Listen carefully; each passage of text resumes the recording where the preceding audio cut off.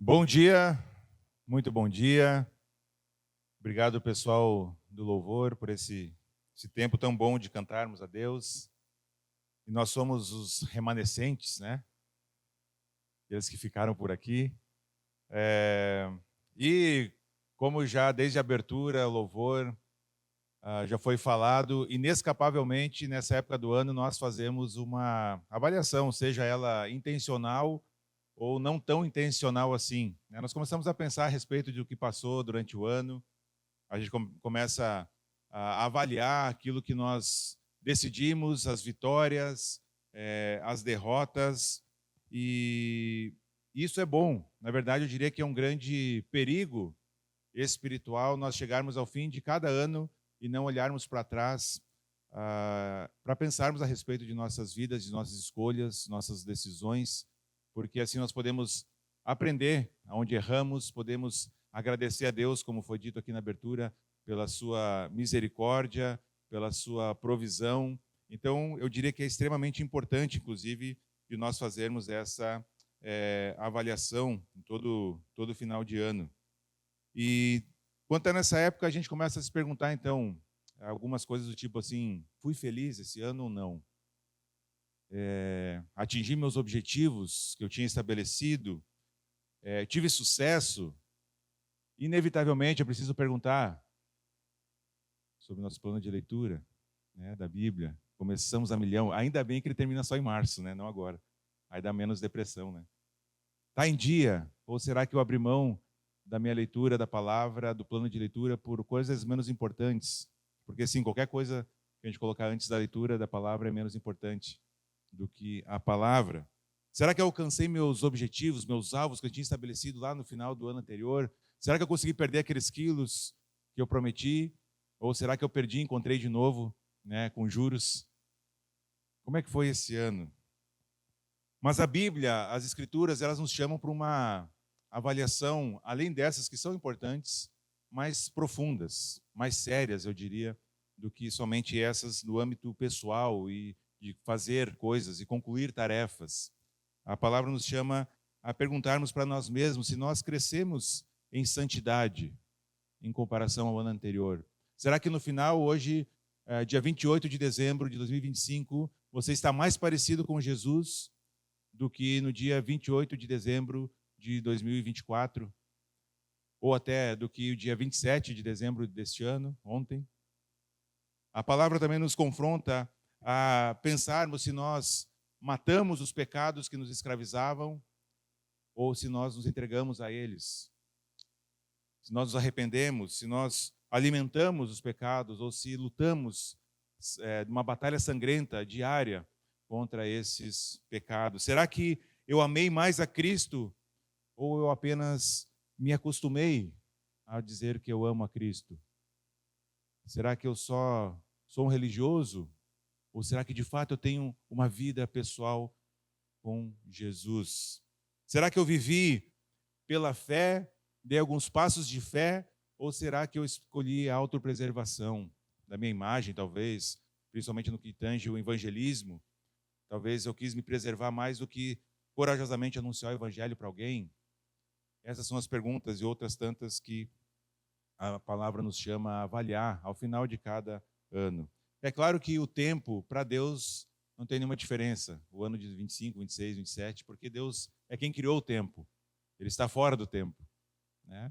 Mas para nós há um aspecto muito importante. Cada virada de ano, nós vamos traçar os objetivos, pensar no que nós vamos fazer, vamos avaliar o nosso cenário, e a palavra nos chama a fazer isso não só no âmbito financeiro, pessoal, mas principalmente naquilo que diz respeito à nossa vida espiritual, nosso relacionamento com Ele.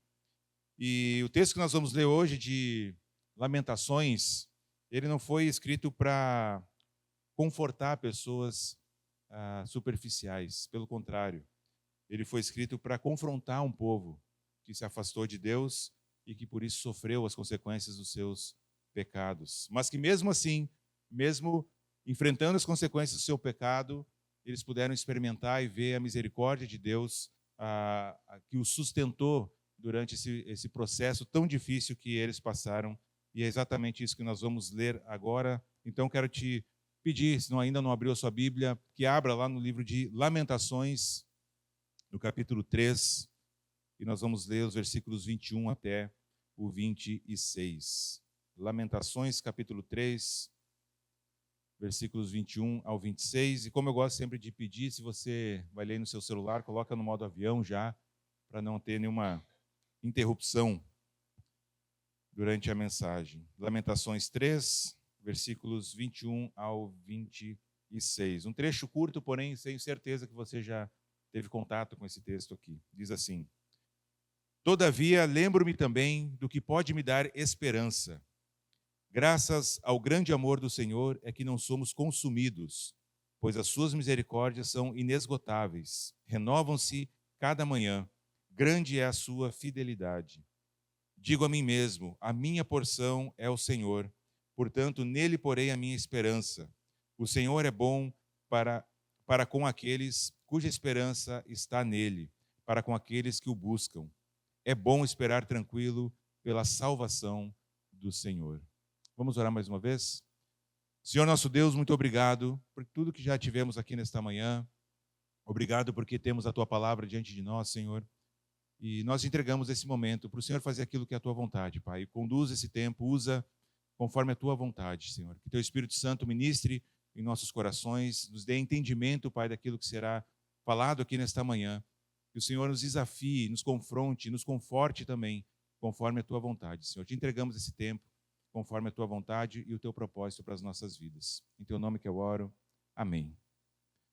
Então, essa passagem é a mais conhecida, talvez, do livro de Lamentações, esse livro que é atribuído a Jeremias, e é sem dúvida, uma das passagens que nós mais conhecemos aí, porque é uma afirmação de fé tremenda.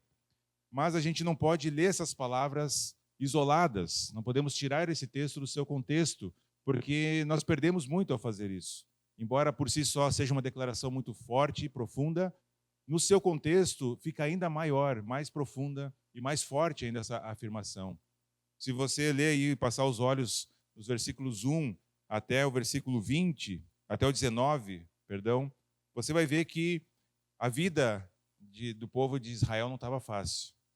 É um texto muito sombrio, onde ele fala ali no versículo 1, por exemplo, eu sou um homem que viu a aflição trazida pela vara da sua ira. Sim, ele voltou a sua mão contra mim, versículo 3, vez após vez, o tempo todo. 4, fez que a minha pele e a minha carne envelhecesse e quebrou os meus ossos. E esse é o tom de todos os versículos até chegar ali nos versículos que nós lemos. Então, a gente não pode tirar desse contexto porque aquele que está falando aqui, ele não fala simplesmente para relembrar experiências passadas. Ele está falando, vivendo experiências muito difíceis, onde a ira de Deus está sobre aquele povo. E aí, no meio de tudo isso, inclusive, esse capítulo e o livro de Jeremias é escrito de forma poética, e a poesia hebraica, nesse texto aqui, ela é feita num acróstico, com o alfabeto hebraico. E nós perdemos isso porque é traduzido para o português. Mas a ideia aqui é que vai indo para o centro da ideia central que ele quer trazer, que é justamente a esperança. Mas aquilo que circunda a esperança é dor, é sofrimento, é consequência do pecado. Porque, inclusive, lá depois dos versículos 3 até o 20, continua a dor e o sofrimento. Né? Depois lá do 26, vai continuar. Então, nós temos dor, sofrimento, consequência do pecado, um vislumbre da misericórdia de Deus nos versículos que nós lemos, e depois o contexto retoma para consequências daquilo, da ira de Deus, porque o povo havia se esquecido de Deus, tinha voltado as costas. Então, esse livro está num contexto de dor, de sofrimento. E mesmo assim, nós temos essa belíssima declaração de fé que o autor aqui de Lamentações escreve.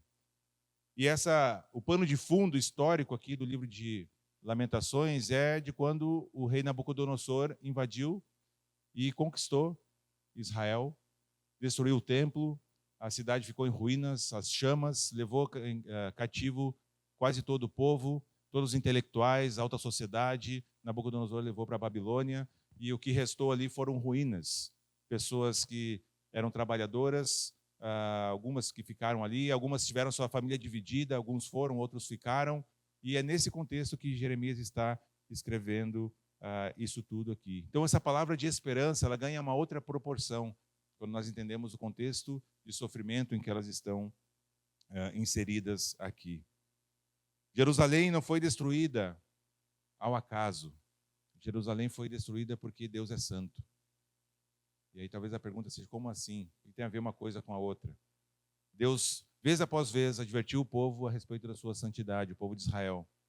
E o povo, vez após vez, foi desobedecendo, virando as costas para Deus. Se voltava para Deus e logo se desviava do caminho. E Deus foi falando através dos profetas, vez após vez, que esse dia chegaria, o dia em que Jerusalém seria destruído, o templo destruído, e que o povo viveria em cativeiro numa terra estrangeira.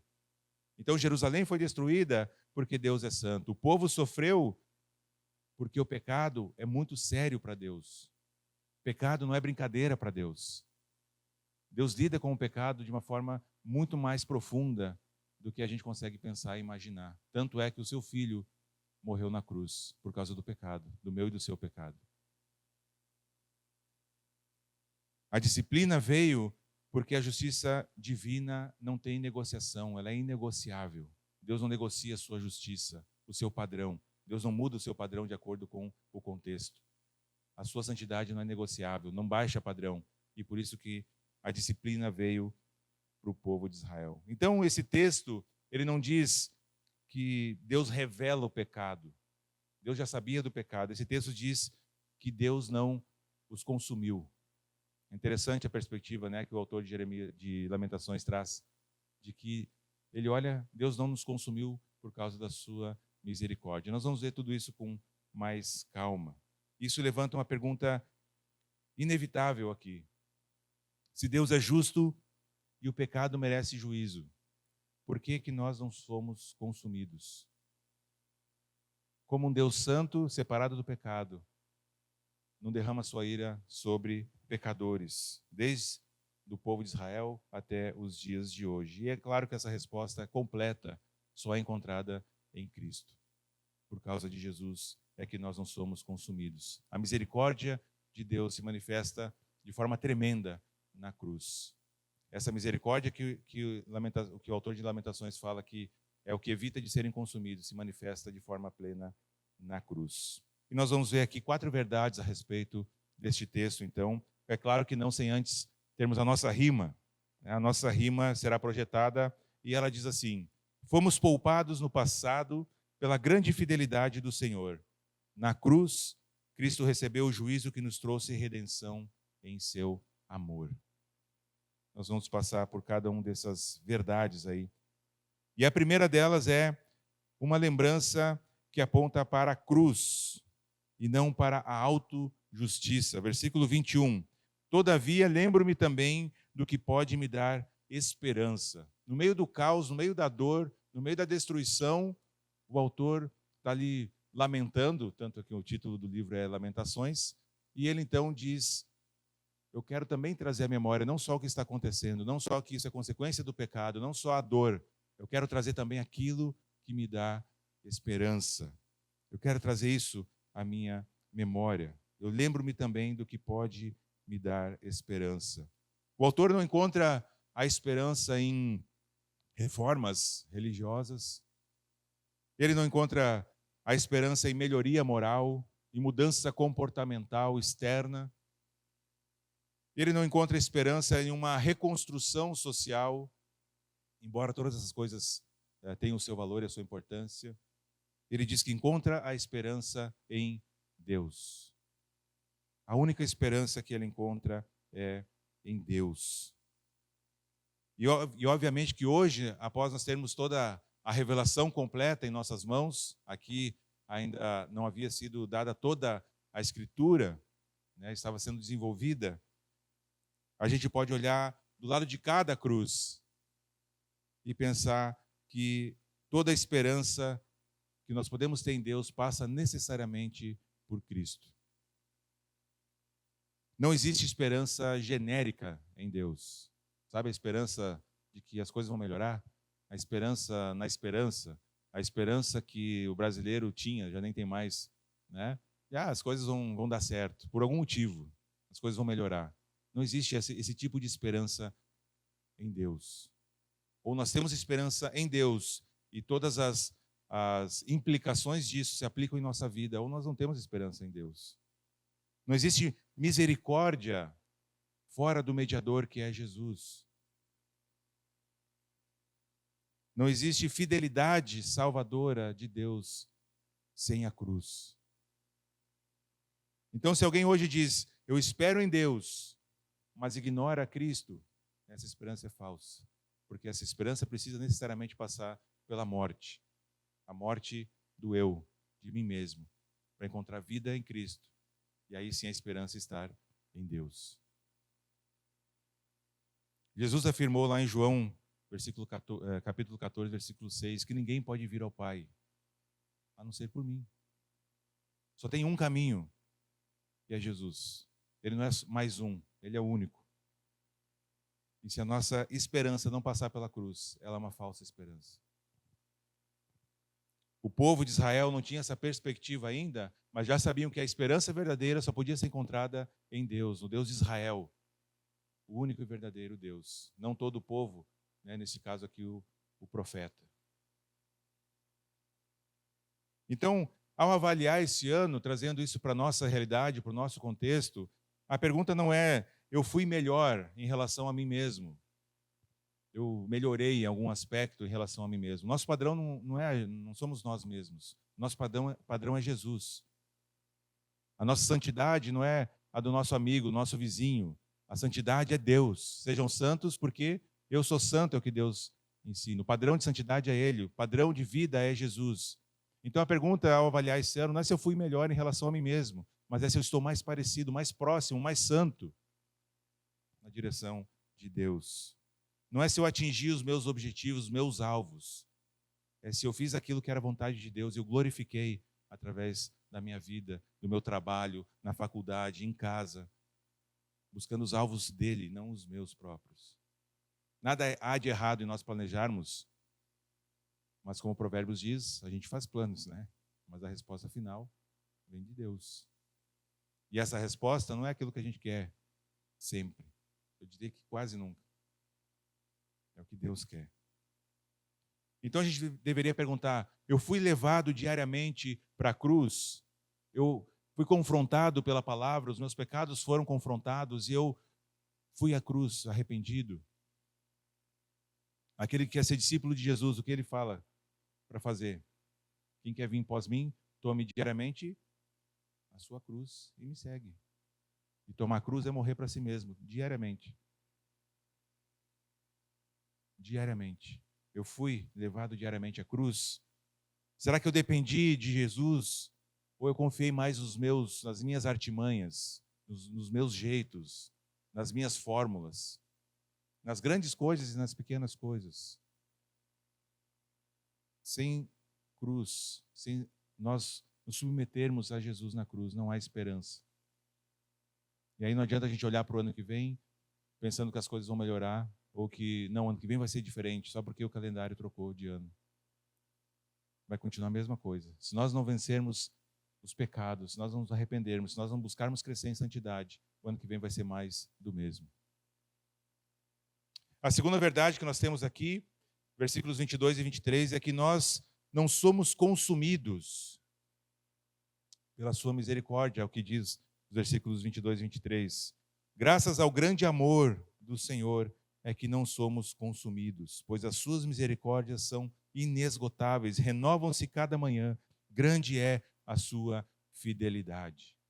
Do lado de cada cruz, essa misericórdia foi manifesta em Cristo.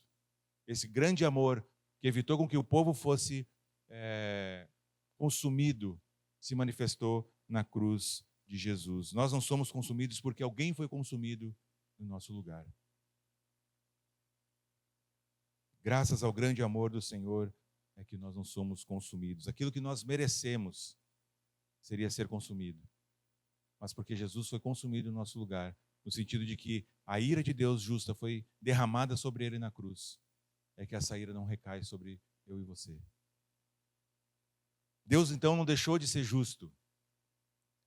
Deus não não relaxou a sua santidade, Deus não baixou o padrão, Deus não fechou os olhos para o pecado. Pelo contrário, como disse antes, o pecado é tão sério para Deus que Ele mesmo, na pessoa de Jesus, se fez um homem, nasceu, como nós celebramos há pouco no Natal, e morreu, como celebramos na Páscoa, e ressuscitou ao terceiro dia, para que eu e você tivéssemos vida com Ele. O juízo que nos consumiria recaiu sobre Jesus na cruz. Então, na cruz, a ira de Deus foi satisfeita, Deus não baixou o seu padrão. Na cruz, a justiça de Deus foi cumprida. Deus não deu curva no pecado, Deus não deu jeitinho no pecado. A justiça foi saciada, foi cumprida, e o pecado na cruz foi punido. Isaías declara que o castigo que nos trouxe a paz estava sobre ele, na cruz. Então, se eu e você chegamos até aqui em 2025, ao final deste ano, estamos vivos, estamos bem,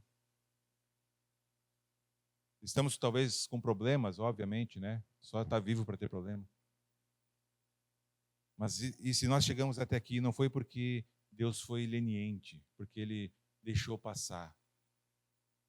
Foi porque Cristo foi ferido na cruz, no nosso lugar.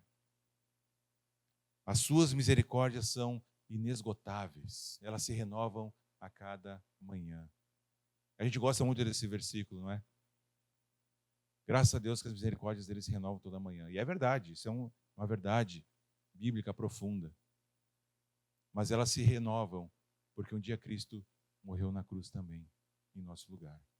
E nós podemos experimentar dessa misericórdia que todas as manhãs se renova sobre nossas vidas. Então, cada manhã deste ano que passou foi comprado ou comprado pelo sangue de Cristo. Cada manhã que você abriu seus olhos, levantou da sua cama, você só fez isso porque Jesus comprou por um alto preço a sua vida e a minha vida. Cada novo dia foi concedido pela misericórdia de Deus, manifesta na cruz, que continua sendo eficaz até os dias de hoje. E isso torna o pecado ainda mais grave. Não é apenas desobediência quando nós pecamos. Quando eu e você decidimos pecar, e sim, nós escolhemos pecar, quando deliberadamente escolhemos pecar, não é só desobediência, mas nós estamos desprezando o sacrifício de Jesus na cruz. Nós estamos diminuindo o valor, nós estamos dando as costas para o Rei dos Reis que morreu numa cruz. É como se nós fôssemos aqueles soldados que batiam e cuspiam em Jesus, porque eles não estavam nem aí para o Messias que morria na cruz. E quando eu e você decidimos pecar continuamente, vez após vez, é isso que nós estamos fazendo, desprezando o Salvador. Não é apenas desobediência, é desprezo pelo Senhor Jesus. A terceira verdade que nós temos aqui é: a minha porção é o Senhor. Somente em Cristo. Versículo 24. Digo a mim mesmo, a minha porção é o Senhor, portanto nele porei a minha esperança. A minha porção é o Senhor. No Antigo Testamento, porção era herança, era segurança, era identidade. Então, quando ele diz a minha porção é o Senhor, ele está dizendo eu sou de Deus. É Ele quem me dá segurança. A quem me identifica, quem diz quem eu sou é Ele. É Ele quem me deu a terra por herança, é Ele quem garante a minha vida. Dizer a minha porção é o Senhor, naquele contexto é isso. Então, hoje nós sabemos que Cristo é a nossa porção. Cristo é a nossa justiça. Cristo é a nossa reconciliação com Deus Pai. Cristo é a nossa esperança futura do novo céu e da nova terra. Então nós podemos dizer pela fé, a minha porção é o Senhor. Esse Senhor que garante todas as coisas para mim. Paulo vai declarar, lá em 1 Coríntios capítulo 1, versículo 30, Cristo Jesus se tornou para nós sabedoria da parte de Deus, justiça, santidade e redenção. A nossa porção é o Senhor. E assim como Deus escolheu aquele povo rebelde, duro, insignificante para ser o seu povo, o povo de Israel, Ele também escolheu cada um de nós para ser seu. E as qualidades também servem para a gente. Povo duro, rebelde, insignificante. Pela sua graça e pela sua misericórdia, por seu amor. Então, se Cristo não é o suficiente para mim e para você, então ainda nós estamos perdidos. Mesmo sendo religioso. Se Jesus não é a minha porção, se Ele não é suficiente, mesmo num contexto difícil e duro, como eu acho que nenhum de nós vive aqui um contexto tão difícil quanto o autor de Lamentações está descrevendo aqui, mas às vezes o nosso contexto é bem difícil, e mesmo assim, nós podemos dizer que Jesus é a nossa porção. Mas se Ele não for aquilo tudo que eu quero, que eu preciso, então a gente ainda está perdido, a gente está vivendo religião. E Jesus não nos chamou para religião, nos chamou para um relacionamento, para uma nova vida, onde tudo é feito novo. Então entrar no ano novo confiando em qualquer outra coisa, mesmo que você ganhe na mega da virada, receba. Mesmo que você ganhe, se você entrar confiando em qualquer outra coisa no ano que vem, que não seja em Jesus, é um engano. É um barco furado. Seja disciplina pessoal, experiência pessoal, sei lá, dinheiro, qualquer outra coisa. É um barco furado. A nossa porção tem que ser Jesus e somente Jesus. E por fim, a quarta verdade que nós temos aqui é uma esperança que se manifesta em arrependimento e fé. Versículos 25 e 26. O Senhor é bom para com aqueles cuja esperança está nele, para com aqueles que o buscam. É bom estar tranquilo pela salvação do Senhor. Tem algumas coisas bem importantes aqui, nesses últimos versículos. O Senhor é bom para com aqueles cuja esperança está nele. Então há uma premissa, é obviamente que Deus é bom. Ele é bom, ponto final. Mas aqui o autor está trazendo à memória aquilo que dá esperança. E ele está dizendo que Deus é bom para aqueles cuja esperança está nele. A graça comum permite que pessoas que nem gostam, nem sabem a respeito de Deus, vivam e se deem bem. Mas aqui há uma bondade que me parece mais exclusiva para aqueles que põem a esperança em Deus. Ele é bom para aqueles cuja esperança está nele. Então essa não é uma promessa universal para todo mundo. Essa é uma promessa específica para aqueles que colocam a esperança em Deus. Não é para aqueles que apenas falam de esperança, mas é para quem se submete a Cristo, por amor a Deus. É para aqueles que o buscam, o texto continua. Então, buscar a Deus, o nosso contexto, é buscar a Cristo, porque nós vivemos do lado de cá, mais uma vez, né, da cruz. Não há outra ponte, não há outro nome, não há outro meio que não seja Jesus. Para aqueles que o buscam. Você tem buscado? Você tem buscado de verdade ao Senhor Jesus?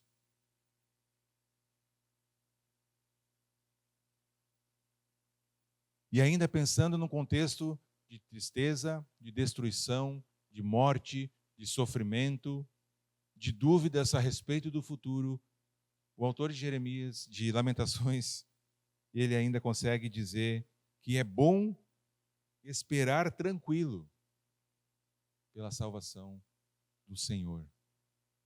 Percebam que, mais uma vez, o contexto ele é quase indiferente para aqueles que têm esperança em Deus.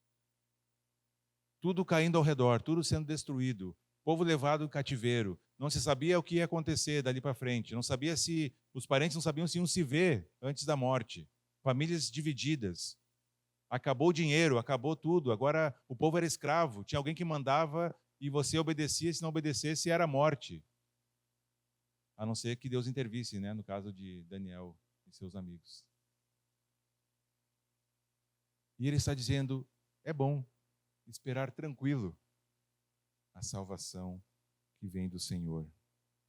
E salvação aqui não é só o livramento temporal, é salvação no sentido de salvação eterna, uma redenção final. A nossa salvação, ela nos dá tranquilidade para a gente olhar para o ano que vem. E mesmo que o nosso contexto seja difícil, mesmo que o nosso contexto seja desafiador, dizer, é bom esperar tranquilo a salvação do Senhor. É bom eu olhar para o ano que vem, e apesar de tudo que tem acontecido, apesar de meu coração estar talvez machucado, os dias pesados, talvez você não tenha nem, ao avaliar esse ano, a conclusão que você vai chegar é que você sobreviveu cada dia. Mesmo assim, a gente pode olhar para frente e ter a esperança de que um dia essa terra vai passar, o dinheiro vai passar, as doenças vão passar, as pessoas vão passar, a tristeza vai passar, o pecado vai passar, mas Deus e a sua palavra vão permanecer para sempre. E um dia nós estaremos no novo céu e na nova terra. Aí sim, sem pecado, sem tristeza, sem dor, sem choro. Onde o próprio Senhor Jesus, aquele mesmo que morreu na cruz, vai enxugar de nossos olhos todas as lágrimas. Mas como eu já falei um outro dia aqui, se Ele vai enxugar as lágrimas é porque nós vamos chorar. Vai ter ainda dor até lá e sofrimento. Para nós concluirmos, um fim de ano que exige uma decisão real. E cada um de nós precisa se avaliar. Eu sou o primeiro que preciso avaliar. E espero que seja útil de alguma forma para a sua vida também. O maior erro nesse último domingo do ano seria ouvir tudo isso que foi dito aqui e sair por aquela porta indiferente. Ouvir, entrar por um ouvido, sair pelo outro, vida que segue, não vou mudar nada na minha vida, está tudo certo, já planejei, já fiz meu Excel. E o Francesco vai me dizer para avaliar as coisas agora, muito tarde. Esse seria um erro. O texto, então, não nos chama para agradecer por termos sobrevivido, mas é para refletir algumas coisas bem profundas. Se você passou esse ano religiosamente, ou sendo um religioso, mas não convertido, você precisa avaliar urgentemente sua vida. Se você veio frequentando a aliança, grupo célula, cumprindo tabela, mas o seu coração distante do Senhor Jesus, sem arrependimento, precisa fazer uma avaliação seríssima sobre a sua vida. Se você até falou de Deus para as outras pessoas, ensinou a respeito de Deus, mas o seu próprio coração não estava submisso a esse Deus, precisa de uma avaliação profunda. Esse texto não é conforto. Se você se encontra nessa situação, esse texto não é conforto, ele é um alerta. Ele é um chamado ao arrependimento e à mudança. Mas se, por outro lado, pela graça de Deus, você olha para a sua vida hoje e você enxerga que merecia um justo juízo de Deus, que em mim, em você, não tem nada de valor, a não ser pela graça e amor de Deus é que a gente não é consumido merecidamente. Se você entende que foi poupado porque Jesus foi morto na cruz, no seu e no meu lugar. Se você entende que é sustentado pela misericórdia, somente pela misericórdia de Deus e não por seus próprios meios e méritos. Se você só tem esperança em Cristo, então esse texto é um grande incentivo para você permanecer nesse caminho firme no ano que vem. Apesar das dificuldades, apesar das lutas, matando um leão por dia, eu diria que talvez uns 10, 12 leões por dia, às vezes. Mas para você não desanimar, porque a graça e a misericórdia de Deus se renova todos os dias sobre a sua vida, sobre a minha vida. E é Ele que nos sustenta, é Ele que nos leva pelos pastos como o bom pastor do Salmo 23, de acordo com aquilo que ele entende que é o bom pasto para aquele momento, para as nossas vidas. E esse texto é um incentivo para você continuar firme. Então, nesse novo ano que está se avizinhando, entre nesse novo ano com uma postura de prostração diante de Deus, de quebrantamento, de arrependimento dos seus pecados e confiante somente na graça e na misericórdia de Deus. E aí sim, a gente vai poder dizer com toda a propriedade e com todo o sentido: a minha porção é o Senhor, portanto nele porei a minha esperança. Amém? Vamos orar? Senhor nosso Deus, muito obrigado pela tua palavra. Obrigado, Senhor, porque mesmo um texto escrito há tantos e tantos anos distante de nós, ele é tão relevante para os nossos dias hoje. Obrigado porque podemos olhar para esse texto do lado de cada cruz, sob a perspectiva do Evangelho e da cruz. Obrigado, Senhor, porque nós podemos olhar para este ano e ver tantas bênçãos que o Senhor derramou em nossas vidas. Tantos momentos que o Senhor nos sustentou, que nos manteve de pé. Tantos momentos desafiadores e dolorosos e que o Senhor também estava presente. Afinal de contas, o Senhor é um Deus que não é distante, pelo contrário, é um Deus que conhece o sofrimento. É um Deus que nos sustenta em meio à dor. Obrigado, Senhor, porque esse texto nos desafia. É doloroso, é verdade, Pai, concluirmos que tantas áreas de nossas vidas às vezes estão distantes do Senhor. Mas que Teu Espírito Santo nos traga arrependimento verdadeiro, Pai, genuíno. Ajuda-nos, Senhor, a cada um aqui a olhar, não só para esse ano, olhar para a sua própria vida, a olhar para o ano que vem, Pai, sob a perspectiva, sobre a ótica da Tua palavra, em submissão à Tua vontade, Senhor. Nós temos a tendência natural, Senhor, de fazermos planos, de pensarmos e avaliarmos as coisas sob a nossa ótica. Então precisamos da intervenção do Teu Santo Espírito em nós, Pai, para que a gente perceba onde temos caído, para que a gente se arrependa, Senhor, e que a gente mude e cresça na direção do Senhor. Obrigado, porque cada dia, Pai, que vivemos nesse ano foi um ato de misericórdia e graça Tua. Obrigado, Senhor, porque ao olharmos para o futuro, temos uma perspectiva tão boa, tão maravilhosa, Senhor, e tão aquém daquilo que às vezes a gente deseja, Senhor. Tão distante, tão mais alto, tão mais sublime do que aquilo que a gente busca. Pai, nos ajuda a olharmos para a eternidade, Senhor. Nos ajuda a olharmos para o novo céu, para a nova terra, pelos olhos da fé, e a colocarmos no Senhor a nossa esperança. Nos ajuda, Senhor, como a Tua palavra nos ensina, a colocarmos e termos os olhos fixos em Ti. E todas as outras coisas ao nosso redor, Pai, vão perder o valor, vão perder o sentido. Nos ajuda, Senhor, porque sem Ti nós não podemos fazer coisa alguma. Tem misericórdia de nós, Pai. Nós colocamos diante do Senhor o ano que vem nas Tuas mãos, Pai, para o Senhor abençoar, para o Senhor usar, para o Senhor transformar cada um de nós cada vez mais à semelhança do Senhor Jesus. Abençoa, Senhor, o restante dos dias que temos nesse ano. Abençoa, Senhor, o ano que vem, conforme a Tua vontade, Pai, porque ela é boa, perfeita e agradável. Então colocamos, Senhor, as nossas vidas, o ano que se avizinha, os anos seguintes, para o Senhor fazer aquilo que é a Tua vontade. Em Teu nome que eu oro agradecido. Amém. Amém. Muito bem, então, meus queridos, nós ficamos por aqui, encerramos nossa celebração e que Deus abençoe a sua vida. Um ótimo Réveillon, ano novo e até ano que vem, se Deus assim permitir.